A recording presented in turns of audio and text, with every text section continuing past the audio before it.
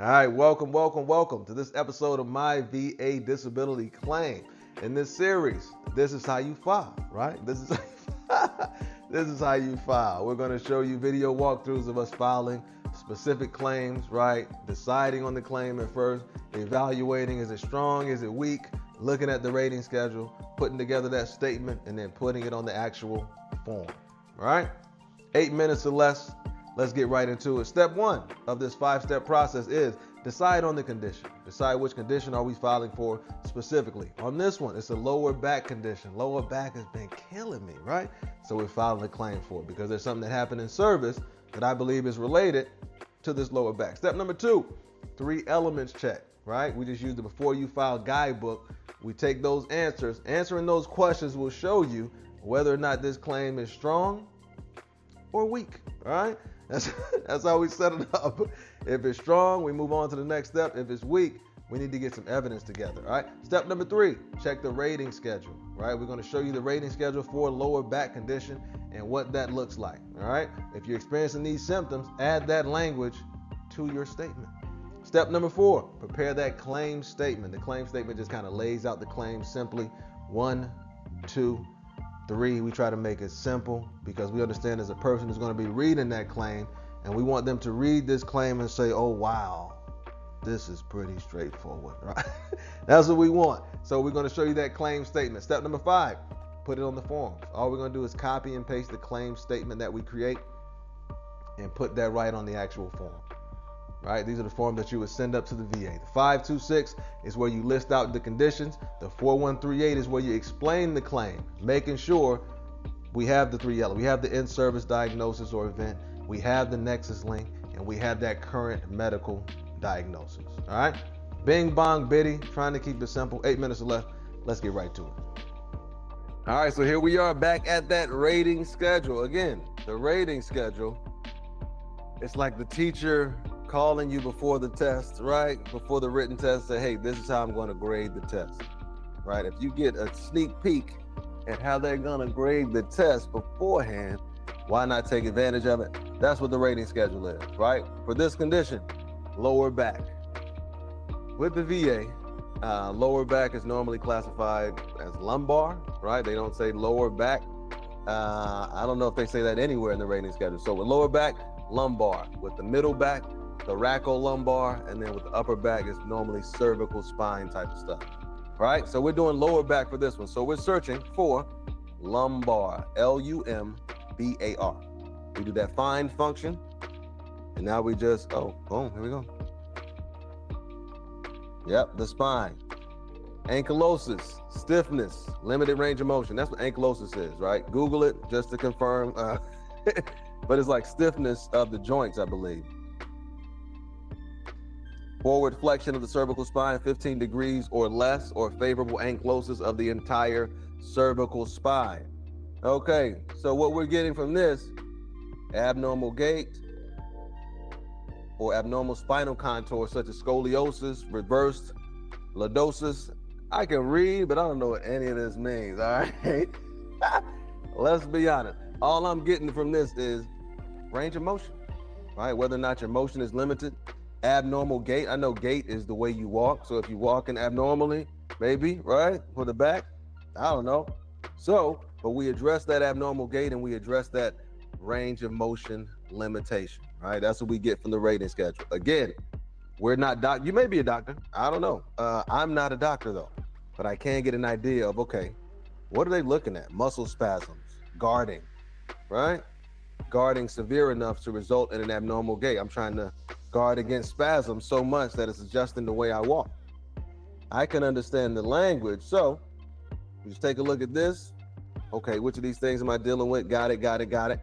Take this language, right? The things that pertain to you, and then add them to that 3-element statement. Let's go take a look at the statement. All right, and here we are at that 3-element statement, huh? Again, use the guidebook, took those answers, put them in the template, and then from that template, we got this example. Keeping it simple again. Lastly, thank you for your time on this matter. As a person reading this claim, lay it out simple for them, right? Have the evidence there to back it up. so we can get this thing turned around, right? So they can get, and start dealing with the other claims that are not as good as your claim, huh? So now all we do, copy and paste this information and take it and put it right on that 4138. All right, we use the 526 to file the actual claim with the conditions on there listed one by one.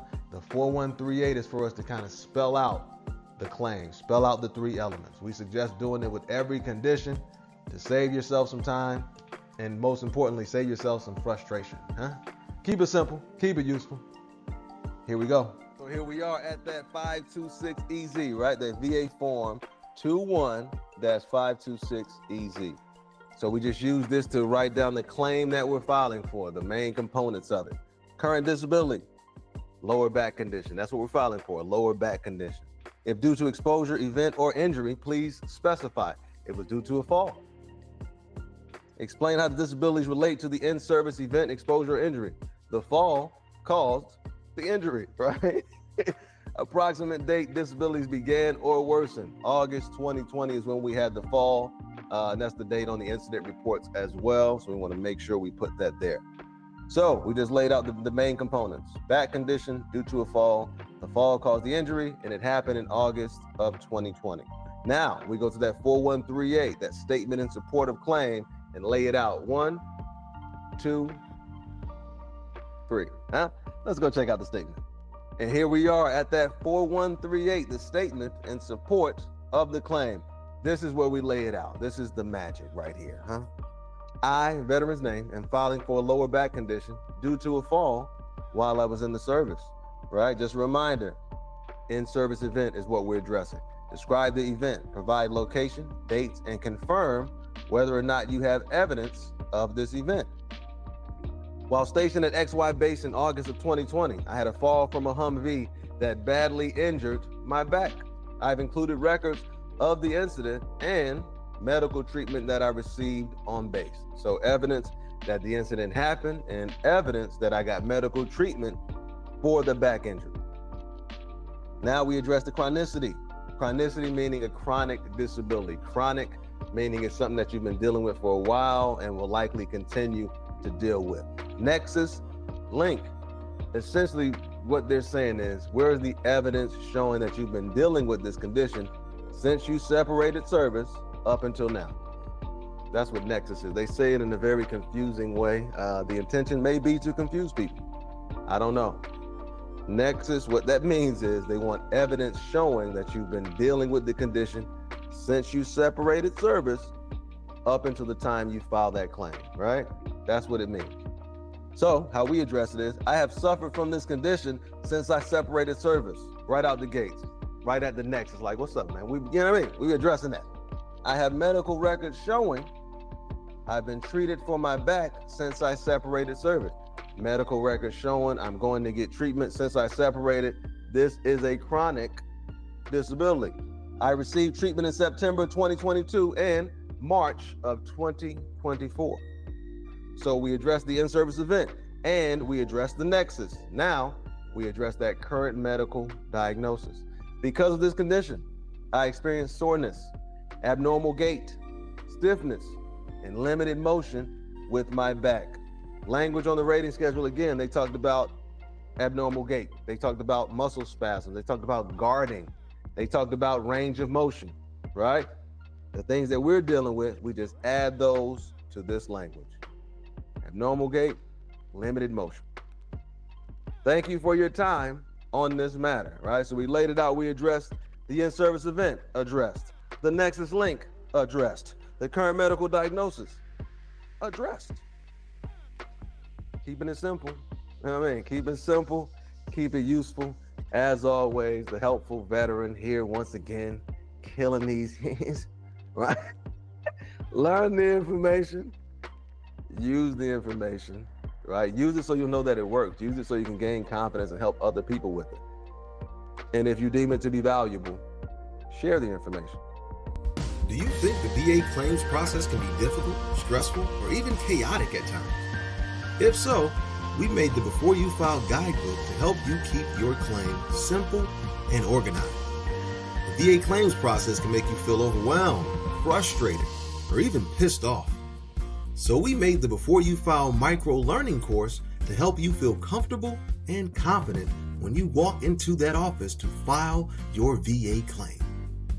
Get the products and enjoy the benefits. Now back to the show.